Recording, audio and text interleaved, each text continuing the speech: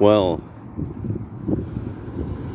I have to first thank somebody who sent me an email that supposedly had the last tweet from the actress who plays Wonder Woman. I believe that's Gal Gadot, if I remember correctly, who apparently is no longer on Twitter because she started to explain, frankly, what Israel's like now. And that now everybody is a snitch. There's constant testing in that they are openly using sort of the schools and the teachers, and that is the key hub by which they enforce a lot of how they want families to just act at all times. And so one of the things that she started to really get into, that because I've been to Israel and I've seen the street life, she's saying that they've become people constantly hostile and cold to one another now. She's like, it's like a breaker went off in our heads. And now we're becoming, it's like she said, it's like we're becoming something else, or it's the collapse of their cultural part of their society, which really is kind of this very, I mean, like, it's fascinating because of how Mediterranean it is in a lot of the loud talk, the food, life around food, life around other people, like that there's that they really, the Israelis really tried to structure a lot of things so that it allowed for people to just sort of be about, and sit down and hang out. And there was a lot about the way that they encountered returning to the Middle East and dealing with the environment, that also then, it's like, well, why not make something to sit down on? It's hot, that kind of thing. And it would be really funny, the way that somebody would say this, we like to sit down because, it is hot, and it was a good place to visit. Obviously, woohoo, glad I don't live there. But yeah, so I want to thank him for sending me that tweet of Gal Gadot's. So, and of course Twitter yeeted her, because now, she might have exposed how this, so that's the beauty of this, is that the United States having such a vigorous fight and actually having now it's become very clear why everybody hates us so much. We are the only place in the world that people actually have a system of rights that can be defended by the government itself, from the government itself. That this has now become clear, that even countries that are this supposedly beacon for democracy or something like that in the area can't defend their own people's rights from the government. Yeah. So that's all it's really going to matter. Coming up not too long from now, being that it's looked like China has to shut down all of its supply chains more. And it makes some sense that they would do this. Really, I've been thinking about this, that to some degree for China, they really are stuck now because they have sort of this immense amount of hold over the world. But then they, they've got to play this game like they want to get along with the rest of the world. When they make very clear that, they're communists. Their entire ideology is vengeance against the world for what you did to us. It's a collectivist, vengeful ideology at its basis. All socialists are like that. So this is now this thing of like, but they can't really take this great vengeance because they've now have this problem of the social problems that have developed that they haven't been really upfront about, like the crime and people getting snatched off the street and drug addiction and things like that. They don't want people to really know how bad that is for them as well. Like, to some degree for Russia, it's become sort of this sore point that comes up in talks and interviews with somebody like Vladimir Putin. But for the People's Republic, they're not discussing their immense crime problems. And that's its own thing. You have to learn from people who actually kind of expose what's going on there. So it's like they've just got their own schedule upon which things are unraveling for them. And then there's the whole Evergrande, like how are they going to just deal with that financially as that keeps continuing to get crazier and crazier and unravel? And do they just keep tearing down buildings until at some point some kind of stable value comes out because of just supply, but nobody's living in these places, so what you gonna do, and yeah.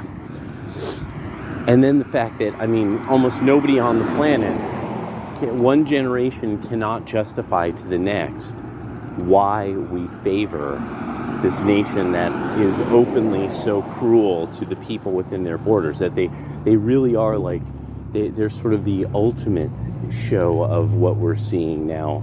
Of, no, if we really just put the screws to you, you will change everything about your cultural background. You'll stop being religious, you'll stop being your ethnicity, you'll behave the way we want you to behave, and it's interesting to see how the Democrats are being so easily molded along these lines, and very easily. It's really pretty. It's kind of cool to see in one way. To really see like how, artist after artist, IP after IP thing, that if you don't agree with what's really this kind of kooky, lily-livered idea dreamed up in the head of like a bored, middle-class bourgeois artist, that in some way, shape, or form, it's because of, it's not that the idea has all those problems, it's not that the idea is shit, it's not that this bourgeois bored artist is no genius, this, loser thespian, no, it's that you have to be of some kind of intolerant and possibly genocidally violent group, because a whole bunch, really, of Tumblrinas and Tumblristas came up with horrible ideas for like 10 years,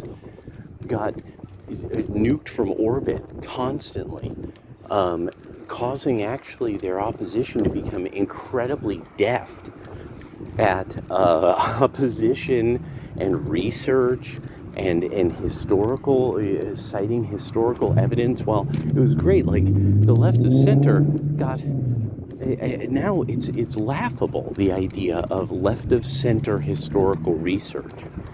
This is now a laughable area. Like, this is really an area that you read their papers so as to learn how poor grammar can be when you get into college.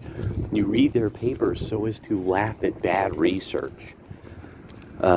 There was even that kind of thing, a phenomena that kind of started along those lines. Oh, there's a cat.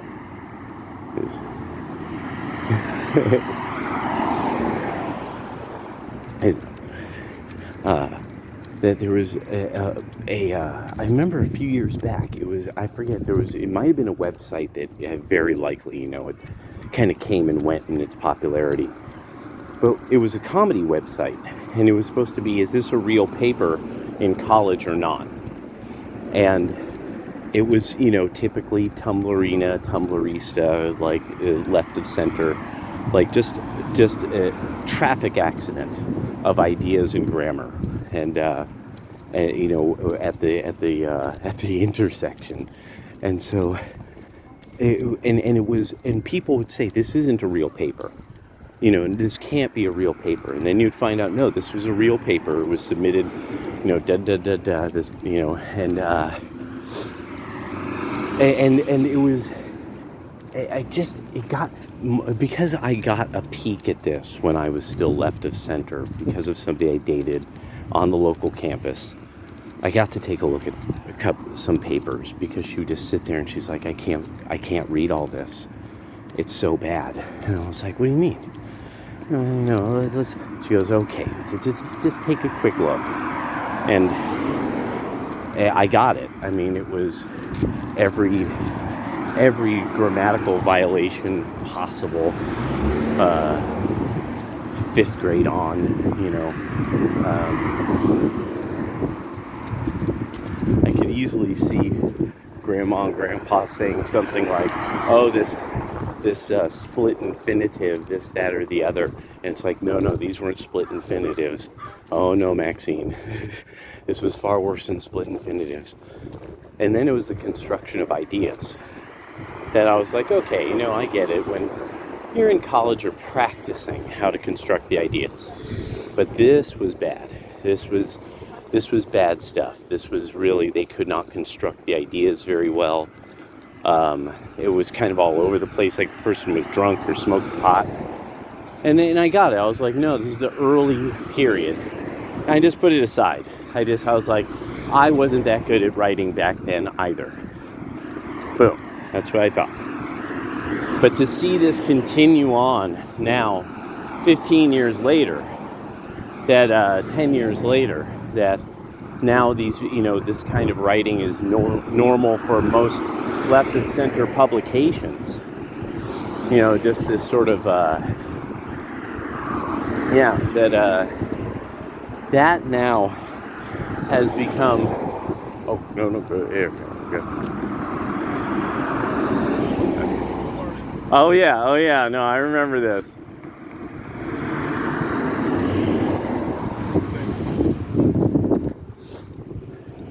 Teaching how to drive. See, there's still so much good in the world. There's also normal and good. And it's still around. Like where both of those meet some point of harmony, but not necessarily at the intersection, but at a point of harmony, peak of harmony. There we go. That's a good way of putting it. So, when I started to really, now we're seeing it all the time in writing, that it's just now kind of the bailiwick of the left is the keyboard. They don't know much, but they know how to use a keyboard, and that really now the right just scoops them. That it's constantly, and then once you become a scooper like Matt Taibbi, you end up inevitably on the right, because you're actually accurate and you're not trying to then game future political advantage or something like that, which is now apparently just the open norm of millennial, Gen X millennial, and now Zoomer punditry, writing punditry. And the writers, really. The writers. So, I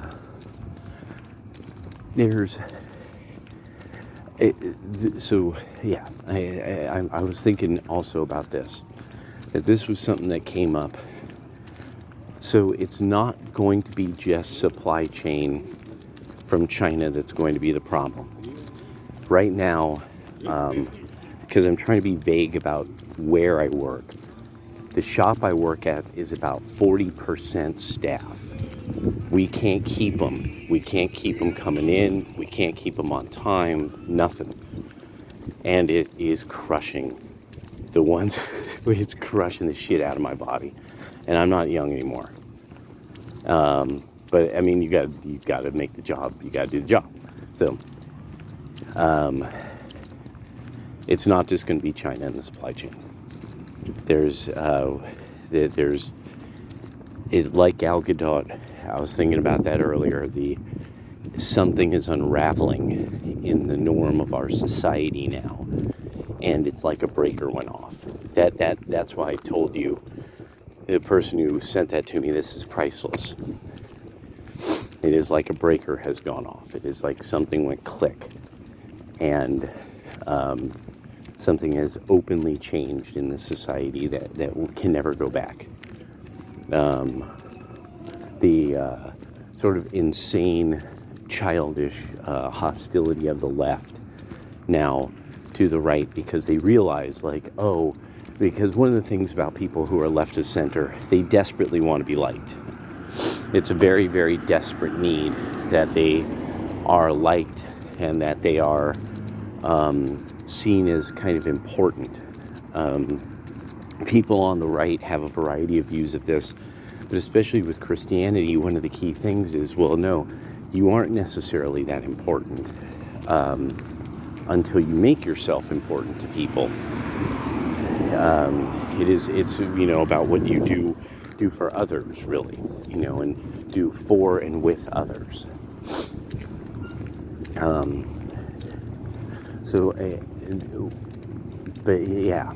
And so one of the things that, and a lot, I was thinking about this a lot because that Tumblr, that woman writing about, it began with Glee fandom on Tumblr, and I was just like, oh, huh? And then I'm like, yeah, I remember Tumblr when, and then the way she put it, and explained the characters, and I was like, holy shit, that explains a lot of it. It explains so much of it. That everybody thinks there's some ism they suffer from. Everybody thinks that there's some kind of issue they suffer from, and that the women can't get ahead because the men just too busy trying to fuck them, and then you won't fuck them, so they won't give you the awesome job. And it's like, you really think that? Do you see women doing the jobs that make you look like shit, but at the end of them, like, do you see them doing these jobs, but we've all dealt with that already. We've all seen that, dealt with it, and so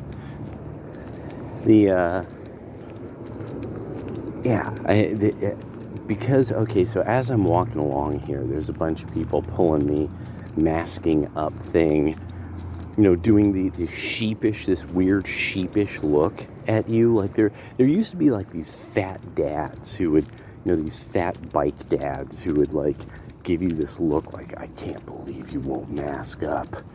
And you're just like, what the fuck? Like, are you out of your head? And, and I remember, and it was that these maskies and wokies are more than willing to use the coercive power of the state against supposedly these January 6th rioters who are such terrible and horrible people. But nothing. I mean, like, you can't even get, and really, this is now the thing with the Republicans. You can't get the Republicans to discuss using this kind of force against Antifa. You can't really, like, Ted Cruz needs to be on a crusade against Antifa. That's the only way he gets the presidency. He doesn't even get humored until he starts discussing legally how he's going to crush. He's going to investigate Antifa. He's going to investigate their ties to various Democrats and to various journalists and journals and nonprofit organizations. And Ted Cruz has nothing else to do. The Trump camp has to start openly saying real things about who are real problems. He has to say who. He can't keep kind of insinuating that there's something he could solve or do or something like that. and all the greatness and this, that, and the other, he has to have very exacting policies that he discusses. And he has to start discussing how he's going to take revenge and how everybody can help him take revenge.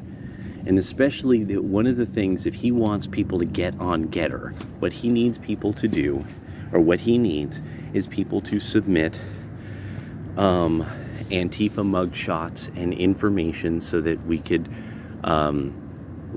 never forget who these people are. We need to make we need to have a type of digital archive on something like Getter of these people, their tweets, screenshots, all of it. Like, he needs to encourage that.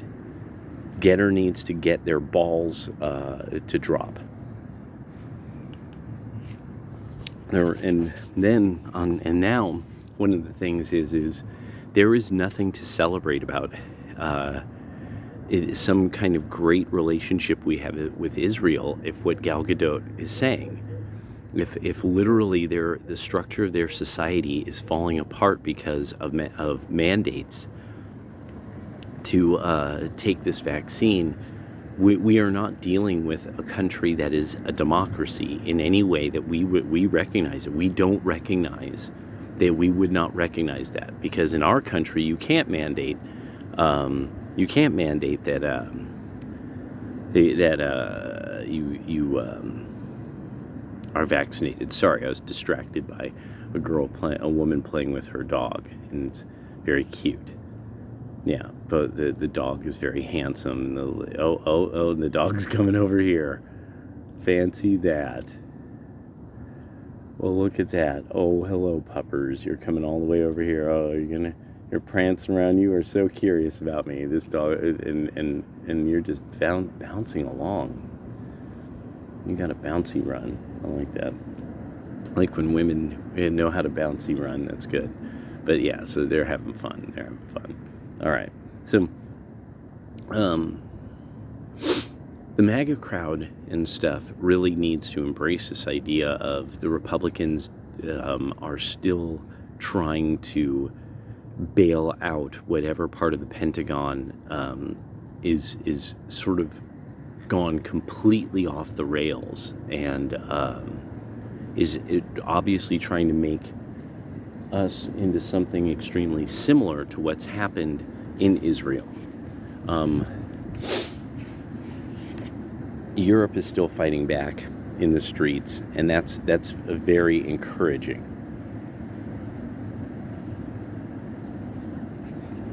But now there can no longer be like trust in these highfaluters. Oh, I was a lawyer. Like, why elect people because they're a lawyer? No. Elect somebody who isn't a lawyer. Who elect lots of people who are really normal. Really, really normal people. That's obviously a big part of what's yet to come. I think, because we can't really do anything else. Yeah, we have to have people who are that are normal, or in some way, shape, or form we are comfortable with, only because we have absolute understanding of what their ideas are. Oddly enough, it's one of the greatest ironies ever is if Nick Fuentes one day holds office. Oh my God, imagine what would happen with lefties if, like, somebody who's openly some kind of groyper, as soon as they got elected, like they had Nick Fuentes make an introduction speech, for the ceremony of their ascendancy to whatever office. That would be just unbelievable. People would shit their fucking thongs. It would be fantastic. Okay, good. I was wondering if that person was still wandering around. I was like, where do you go, Bouncy? So, where'd you go, Jiggles? And anyway, so yeah, I'm rolling that over in my mind. I think, okay, it's like a bunch of breakers are being hit one after the other. And what it is that there really is a supply chain, like a point of desperation, and it's the real deal Holyfield try to think of the point of something that really kind of brings on a sense of desperation, that the Democrats only have that left. Also, the Democrats now openly have problems between every single camp. Kamala's camp, Biden's camp, the squad's camp, the moderates camp, all of it, none of these groups are getting along. They're all having to now vie for future power, and that's why so many of them are retiring. None of these camps are getting along any longer, and I have to give it to Thomas Wichter, who really put it out there that it's because of Judas goats. Judas goats in the ranks of the Democratic Party, people who were obviously, it looks like the left of center, and they ended up walking the party down the path, and knowing that it would destroy them, like knowing that it would shave off a huge portion of their moderate white base, with really obviously the idea of, well, we'll just have voter fraud now and voter fraud forever, so we'll be able to make up for it, because they also, there's probably the idea of, with the right motivation, with hitting the right breakers, let's just say, they would be able to keep some of that constituency, but they haven't, and now it's physical, where this constituency is moving, they're physically moving, and yeah, and so it's really now one of these things that the left, because the left, and so people would think, oh, but the left, you see, they care and they're concerned and they don't like the racism, and no, the left believes in the left. They really believe it, just simply that their ideas should be entrenched, and then from there they wouldn't even know what to do. And this is the thing that anybody who has looked into how socialist governments and regimes and just, it always fails, because when the people get in, and even if they're completely widely popularly elected, they always fuck up on implementation. And it's because they have idealists in office. They don't have people who can implement something that will get you what you want. That's usually something called a business person, and the only other version of this is military command. So that's why the left then always has to depend upon military command of some sort, and trying to militarize their collective. This is why you see this so much in Black American, like Black nationalism, that they try to always wax quasi-militaristic. The Black Panther Party, it's never that they're these people celebrating their ethnic pride by looking happy and celebratory of their ethnic pride. No, they have to look fearsome to the outside.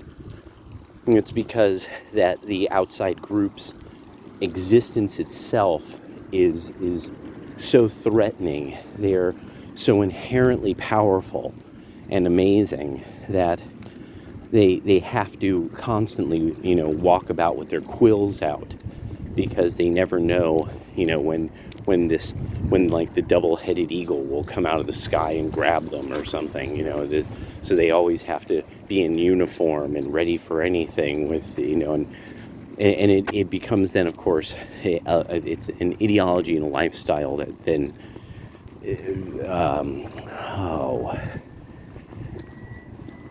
is in harmony with such thinking. It's in harmony with such thinking, and it makes sense that, like, with Black males you see this, and then with Black females you see the horrible and terrible fear of Black men, even though they desire them. Because, and they're always, when they talk about it, it's like these Black men are going to do something horrible to them. They're like, where are you getting this? When did this happen to you already? Who do you know who's told you all of this? Like, where is this coming from? As the Godfather Samuels, oh, there goes Bouncy, has said, where is this? So it makes sense. Like it's that at some point they're going to just turn into Blackula and blackhand you, blackhand a hoe, So yeah, these were just thoughts that were running around in my head actually today. This is totally wanted to do a before work coffee and walk and yeah, so I could stretch my legs and kind of get my head right, and got to work out tomorrow with Big Cam, so it's gonna be, yeah, so yeah, so I just had to think a bit and get a little sunshine, get a little fresh air. Yeah, all right, later.